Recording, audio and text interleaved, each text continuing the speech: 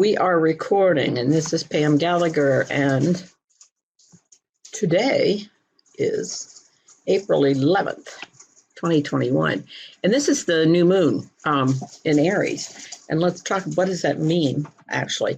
So what we're doing this first half hour is we're actually going to record what's coming up in the next few months and what's happening on the astrological world front. Then tonight, and there are people that are going to come online as well, and because it is the Aries new moon, and people that aren't as astrologically in tune, Aries is the first sign of the zodiac, and back at 500 BC, Pythagoras said when the sun rose and came up to the equator, headed north, and so the sun's ecliptic and the equator met, and he said, and when the horizon hit it too, he said, that is zero Aries, that point. So he made up a point that was the point of Aries beginning. And he said, that's the beginning of our new year. And so they call it the astrological new year. So happy astrological or zodiac new year, if you would. But it's not, well, zero Aries begins on March 20th. Let me say that. Today is the new moon in Aries. Now, there's a new moon and a full moon every month, and normally there's one to a sign. There are exceptions to that because the moon takes 27 and a half days to go around, and so we will, if you start at zero and we have 30 degrees to a sign, you could have a second new moon or full moon on the other end of that month. But that's because of our current calendar. It's not because of the zodiac. The zodiac is 30 degrees to a sign, 60 minutes to a degree. Amen. That's the end of the story. But occasionally, and that's what they call a blue moon because it's unusual. It is not, it does not have a huge significance. People will talk about the blue moon. It just happens to be that in our current, by the way, we use the Gregorian calendar now, not the Julian, for those of you who haven't studied much of this. In the 1800s, Pope Gregory found out that we were way behind and made some adjustments, and that's when leap year came into being. So there are occasionally a new moon or a full moon beginning and end of the month, and when it is, it's called a blue moon. So somebody else just joined us, Connie. Hello, Miss Connie. So we are looking at the Aries new moon. Now, there's a well-known astrologer. She's passed now. Her name was Jan Spiller. She was a very spiritual astrologer, and she talked about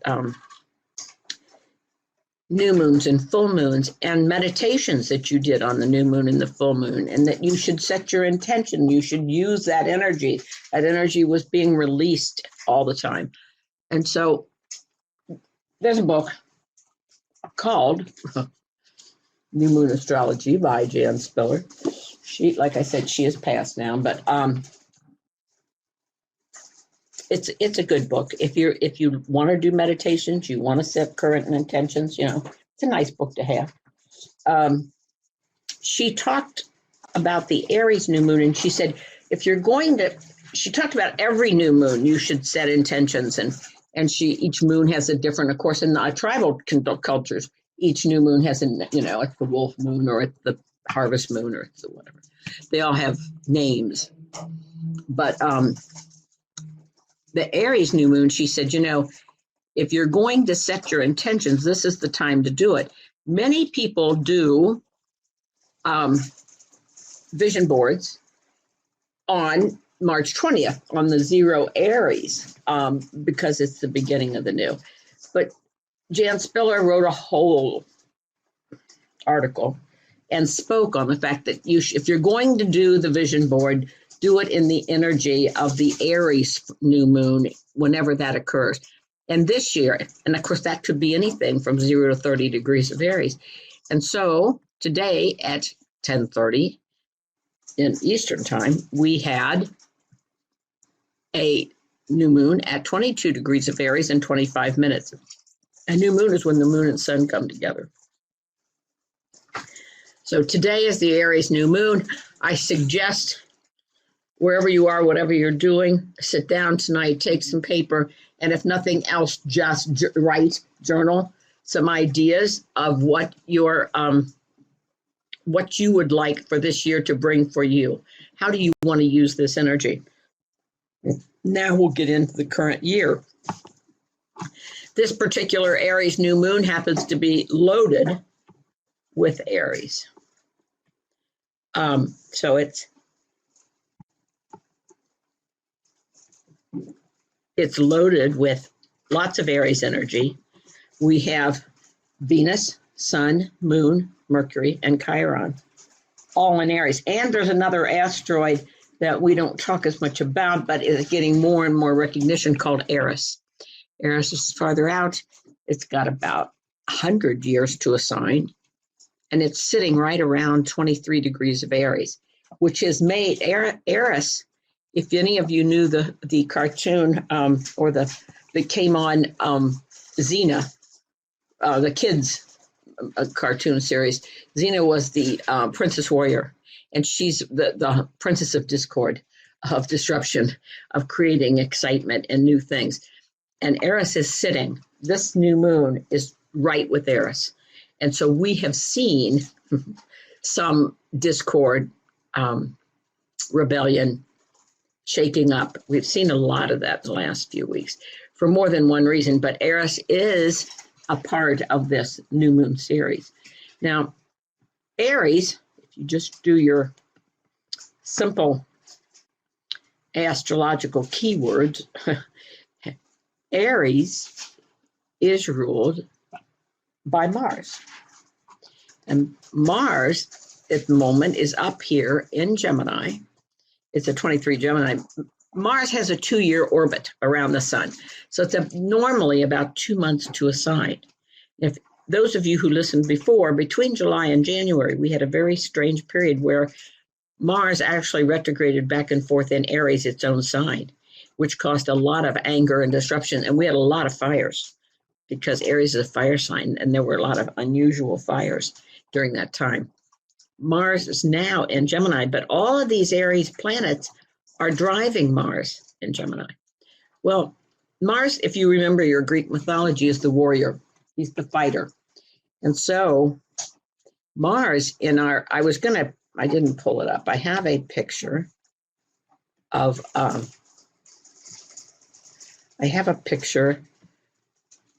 the world, but let's see if I can just explain to you without going there. You have the globe and we have the equator.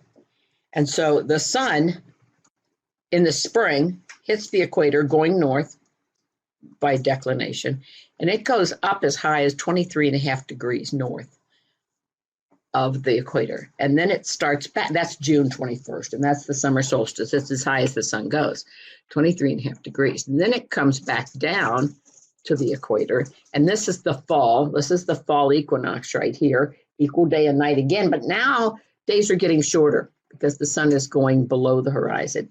And then on December 21st, it will come down here 23.5 degrees south, and we call that the Tropic of Capricorn. So it's a 23.5 degree range. Now, of course, the solar system is the sun's rule. This is the sun's game plan. So when a planet goes, and we have the declinations listed out here on the side, but when a planet goes beyond 23.5 degrees, whether it be north or south, it's out of the normal curve, range, or control of the sun. And so astrologers call it out of bounds. It's out of the bounds of the sun's normal range, and this is the sun's kingdom. So it's like, so what happens is the planet acts out. It may be rebellious. It gets very strong. It gets a little ornery sometimes. And Mars is out of bounds. So not only are we having a new moon in Aries ruled by Mars, but if you look over here, Mars is right now at 24 north and 44 minutes. That's more than 23.5. So there's 60 minutes to a degree. 23 degrees, 27 minutes is the magic number of declination. So 27 north or 23 degrees, 27 minutes south. Anything beyond that, outer bounds of the normal range of the sun. And Mars is at 24:44. So Mars is being a little obstreperous, rebellious, impulsive, quick.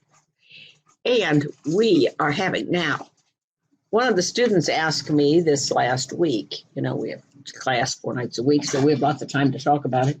And they asked me, why all these shootings? Where is this coming from? And so I believe that Mars being out of bounds has been, and Mars particularly aggressive. We've got all this stuff in Aries driving Mars, and Mars is out of bounds, so it's kind of flying crazy. Okay, so we know that. So Mars is out of bounds, and Pluto will go retrograde on the 27th of April. So until we get to the 1st of May, shall we say, all our aggressive planets are at an intense point. They're stationing, they're out of bounds, they're a little raw. And also, in addition, without doing too much astrology teaching, Mars has been in square to Neptune. It has just completed that square in the last couple of days for 2 weeks. Now, Mars being the warrior, the aggressor, and Neptune being the cloudy, confused, idealistic, and maybe deceived or deceptive because it's cloudy and unfocused. Mars has been squaring Neptune. And I believe that some of these shootings have been misdirected anger, impulsiveness, confused energy, not knowing. So Mars square Neptune, it's pulling away now. And today is April 11th. So I think in the next couple of weeks, as Mars gets farther beyond the square to Neptune, that's going to be better. Mm-hmm. Of course, but I'm just telling you, we've had this. Now, just a little additional info that most people aren't talking about. Mars conjuncted the United States Mars. Here's the chart of America. Let me put the transit around it for today. Here's our new moon. I was going to go over the eclipses. I don't know that I'll have time. But here's the United States Mars is 21 in Gemini. Transiting Mars only goes around every 2 years, comes back to it. We've had the Mars return in the U.S. chart. And on that, which was about 3 days ago, 4, was right in the middle of the Mars square Neptune completion. And so in the last week, we have seen a lot, but the U.S. has been particularly hit by this Mars aggressive energy. Now, the good news is we're on the backside of it. Mars is moving on. The sad part of it is that Mars-Neptune was sitting in the Mars return chart for 2 years with the U.S. So the next 2 years, there is more confusion and misdirected aggressive energy than we would normally have. That's unfortunate. I wish it weren't true. But we're going to see more confused anger and aggression misdirected is all I can say, unexpected, out of bounds, out of the ordinary. So we've just had our Mars return in the U.S. chart. 22 Aries in the U.S. chart, it's anchoring right here at home. This 4th house is home. It's homeland. And that's where, of course, we're seeing them. That's what we're focused on right now is home. International, is not right now, the focus of the day. This new moon will hold for a month, but let's talk about the bigger picture for a moment. For those of you who tuned in for a little update, the big transit of the whole year is Saturn square Uranus. I don't think that's news to anybody. It squared in January. That's when the COVID peaked the last time. And then it began to fall off almost immediately. Your Saturn Uranus will square again on June 14th, June 14th. It's December 24th is the other one. So Saturn square Neptune, June 14th is the next square, and it will be at 13 degrees. Saturn will be at 13, Uranus will be at 13. Is it? It's a peak of, I've listened to a lot of language. Saturn is structure. So Saturn squared, they're both the slower planets. Saturn takes 29 years to go around. Uranus has 84 years to go around. Saturn is structure, it's tradition, and it's the old. It's the old way. It's time, it's structure, it's follow, stay on path. And Uranus is change and new and rebellion and break loose. So we've got them coming in to square each other. And what we've got is the new trying to break the old tradition. And so there's a struggle, How much, do we want to throw out the old? No, all of the old? Oh, no, I don't think so. Nor do we just want to go totally with Uranus and just run, with, the totally current. I don't think we want to give up some of our foundation. But there's a battle going on, astrologically, planetarily. Saturn is square Uranus for our whole planet. And so it's a year of struggle, the old and the new. There are many astrologers who say this is really an indicator that we're going into the new world, the new Aquarian cycle. The Jupiter-Saturn conjunction, as you recall, was in December, and it's a 20-year deal, and it was at 0 degrees of Aquarius. And many people say that was really tipping the scales to the Aquarian way. So now, and Uranus rules Aquarius. Saturn rules the old Capricorn. So we're in transition, people. So it's like, do I get caught up in the rebellion? So we have choices. Do I get caught up in the rebellion? Do I just hang on to tradition and the old ways and I'm not changing? Probably not wise.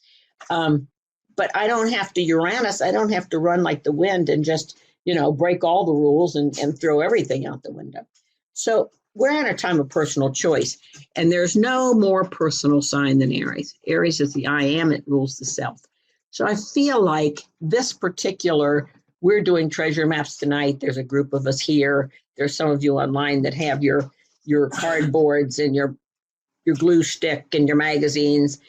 You have pens. You can use glitter. You can write. You can do pictures. You can do it any way you want. It's your vision board. I've been doing vision boards since maybe 2000. Every year, normally we do one. We do a vision board party on the Aries New Moon to celebrate. As we close tonight, I'm going to close with a little bit of a meditation here to invoke some of the new energy. But because we can. But the Saturn-Uranus, what does it mean? It's a breaking of the old. Now, you have to look at your own chart. And those of you who know the astrology, and most of you do, Ed and Andrea are not as astrologically savvy. However, I see them once a year, so we review it. If you're getting hit, I've told you. It's the Aquarius Taurus square. And so you look at your chart and say, am I being impacted? But Aquarius is social activity. It's the group. And Taurus is money, security, and stability. And so do we, again, here Uranus is in earth signs, the more Saturn-y stabilized, break the old mold. And here's Saturn, the old traditional planet, and Aquarius, the new way. So again, we have conflict, or it's a transfer, it's a shift in how we think. And so it's time to find new ways to do the old. I don't think we throw everything out, but I don't think we may try to hold on to all the old. I think it's a mistake. So just as what do we expect here? Well, Mars is a big player and it's in Gemini, but it's moving into Cancer. Now, Mars is not as strong in Cancer. Mars is fire energy and Cancer is water. So we're not going to have, it's going to be more fuming and fussing. Although it's not as aggressive. Cancer is a nurturing sign, so Mars will not be as aggressive in the sign of Cancer as it has been, particularly as it was in Aries and now in Gemini. In May, the end of May, we had a lunar eclipse on May 26th coming up. And it's a partial lunar eclipse. It's at 5 Gemini Sagittarius. It's total. It's 5 degrees off the node. But you always call it by the moon. And so it's a Sagittarian full moon. Full moons are emotional. So full moons culminate things. They bring things to an emotional head. And so this moon in Sagittarius is going to make people want to be active and go. And I think we're already seeing this urge. These eclipses are 3 months in, 3 months out in their biggest intensity.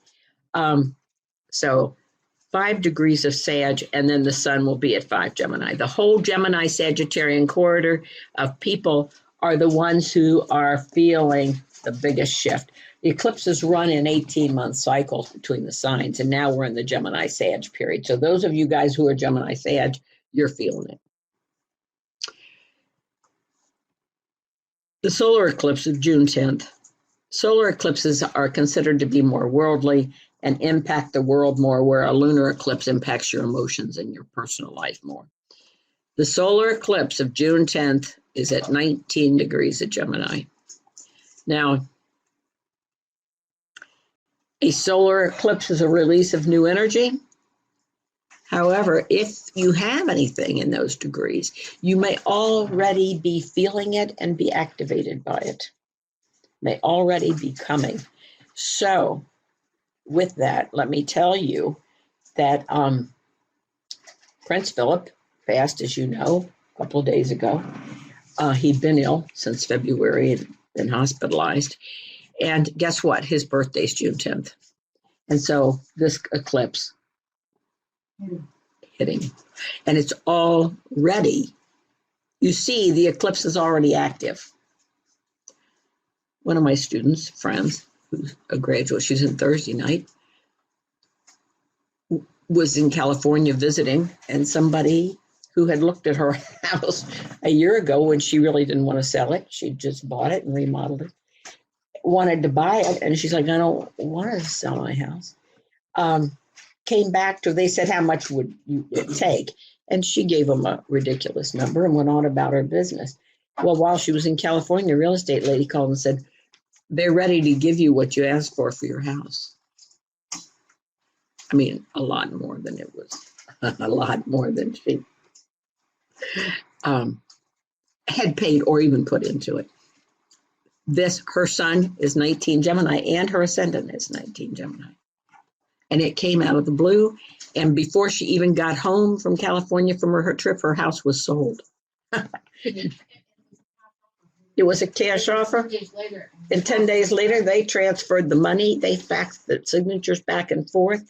She did it, signed it from California, and it was done. By the time she came home last week, her house was sold. They told her she could stay till July till she could find a place to live. She's in the process of buying something else. But another house, sight unseen. Virtual tour in California. Because, but this is the solar eclipse. So those of you who have anything at 19 Gemini or Sag, are 19 of the mutable signs, this eclipse seems to be already active. And of course, Prince Philip. Now, there was a chart online where somebody had already done an analysis of Prince Philip. If you want to run his chart, they're running it. What day was it? Was it 6 a.m.? Wasn't yesterday, was it? No, it was a couple days ago. Friday. What's today? I didn't see it. Today's Sunday. Friday It was Thursday night, Thursday. It was Friday morning that they announced it. Yeah. And they said he died 6 a.m. in England time. You know. So that would have been 11 hours. Mm-hmm. That's the chart they ran it for. Interesting, though, you know, and of course they had to run it and analyze it. Now, having said that, I will tell you that death doesn't show in the chart. So I've been watching it for 50 years, and and you're like, oh, you know, that. Well, I haven't looked at the Queen's chart. Somebody just asked me. I have not looked. Chances are it might be in there or in the boys' charts or Charles's chart or something, but chances are it wasn't in his. The transiting moon triggered it, but the transiting moon goes around every month. So anyway, just FYI, that solar eclipse in June. The solar eclipse is fairly quiet. It does involve Mercury, but that's not unusual. And so this is a time of communication. But keep in mind that June 10th is the eclipse, and Saturn is at 13 Aquarius, and Uranus is at 1254 Taurus. Uranus will come up to 13. Saturn is coming back, retrograding back, and it's like 1304, I believe, is the minute of Saturn square Uranus. So what does that mean to us? We're going to see another peak in June. Is it COVID? Is it just in struggle? I don't know. We can take this chart. We'll use this and put it around the U.S. chart for just a minute and say, here's the American Sibley chart and the solar eclipse. And what do we have? Guess what? The eclipse is coming in on our Mars. And remember, I told you we just had the Mars return in the U.S. chart, and it involved Mars square Neptune. So this is going to be an aggressive time for the United States. I don't know how we're going to get sucked in, but somebody's going to challenge us. So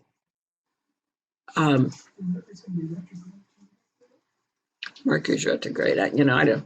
When it comes to world stuff, I don't pay as much attention to that myself. But Uranus is at 13. Uranus is at 13, 1254, and Saturn's over here at 13. The only 13 that we have, of course, the United States sun is at 13. So Saturn is quincunxing it, and Uranus is sextiling it. But June does impact us. It does.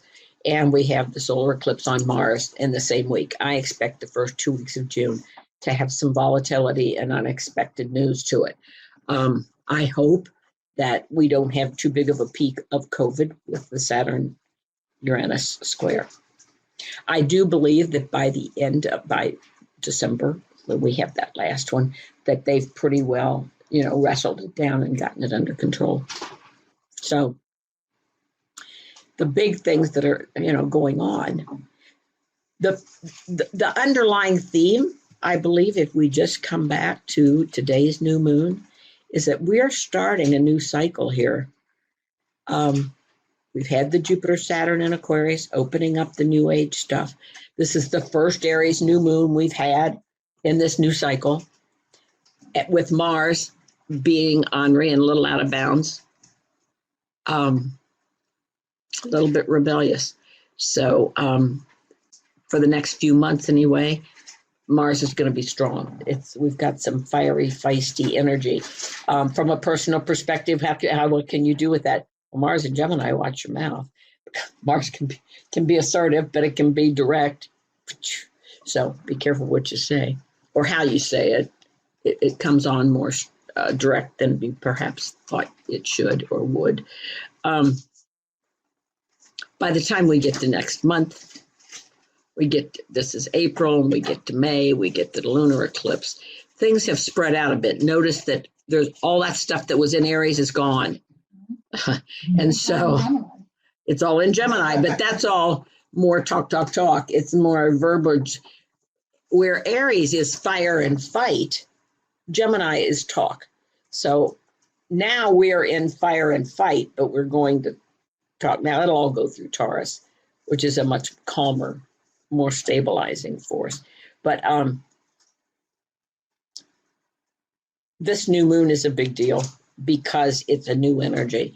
And so the reason we chose to do this tonight and just have a little talk was so that I was just thinking if I could I would read to you before we get off of here. Here's the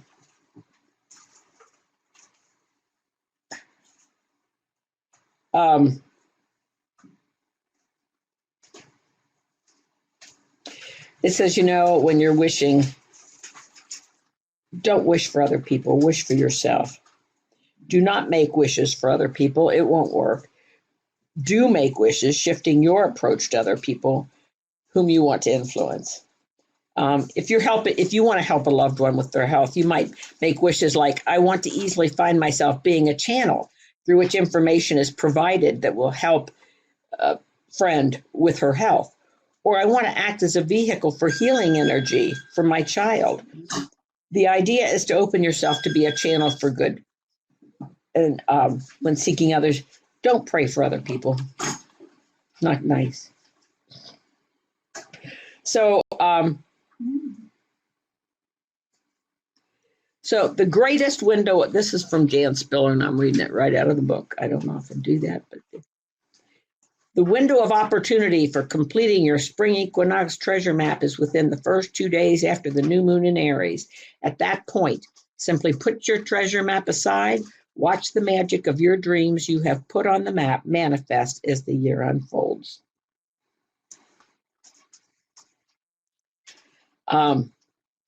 Visualize, hold your treasure map. Once you've made your Aries treasure map, put it somewhere where you can see it. It may be in your room, it may be in your closet where you go to change clothes every day.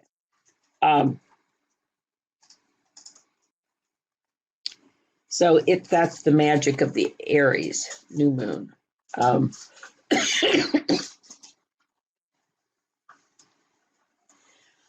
On each of the new moon days, you have the power to make wishes that will come true in the days of the month ahead, but also the wisdom to make proper wishes, and that's very important. So let's finish this with a nice little prayer for a moment for the planet. I think we all can be a part of that. So if we'll just unfold your feet, if you would, and your hands, just so we can let the energy flow and make the call for that. Dear Mother, Father, God, beloved I am presence, beloved angels of heaven, and all the powers of the universe, we invite you and call upon you and invoke you now to come into our world, bringing wisdom and light and love, bringing us vision, bringing us understanding and compassion. As we enter this new year in this new Aries time, may we quicken to the best that we can be, to new visions, new dreams, letting go of old pain, old sorrow, old pictures of ourselves. Let us lay those down. Let's pick up anew. Let's go forth with a fresh vision and a fresh dream. And so today, each one of us, we wrap ourselves in a white light. See yourself clothed in a great white golden light with a great hood over your head, and wrap it around you so that the divine presence of light can protect and guide and enlighten you, so that we feel clear, more positive, and more focused to be the best that we can be. Let us be grateful for each day of our lives, for this is a gift to be on earth. It's not always an easy task, but it's a great gift. And so we are grateful for that gift, and we accept that. And so on this Aries new moon, we put forth our intentions in whatever way is appropriate for you to set the stage for this new 2021 and the beginning of a new 20-year cycle of Jupiter-Saturn, of setting forth on a new path to do new things and meet new people and experience the light of the greater good. And we pray for the planet and all those who are in charge, making those decisions, inspire them, guide them, protect them. May each of us rise up to the occasion to be the best that we can be and be as kind and compassionate as we can be.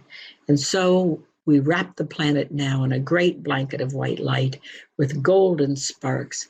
We see the Archangel Michael standing to lift our planet to its highest level of good as we go into a new phase of life. And so it is, and we thank you. Amen. Okay, well, thanks. It's a call to action. Yes, we call you to take action, to be the best this year that you can be. And I do ask you during this Aries new moon over the next 24 hours to make sure that one way or another, through picture or through word, write down what it is that you want, or how do you want to participate? How do you want to be seen? We have choices, remember? And let us be the best that we can be. Okay, well, thank you guys. But does anybody have any questions, comments before we banner off here? Anybody? We are going. I'm going to leave this open. And I know that Karen did. I don't know if Connie's set up. If anybody else is doing your treasure map and you'd like to be here with us, I'm going to turn this TV around if you want to stay on. Otherwise, you can sign off and say goodnight. I'm going to turn off the recording here. And so we will place this on YouTube talking about the next few months for those people, because they're always asking me.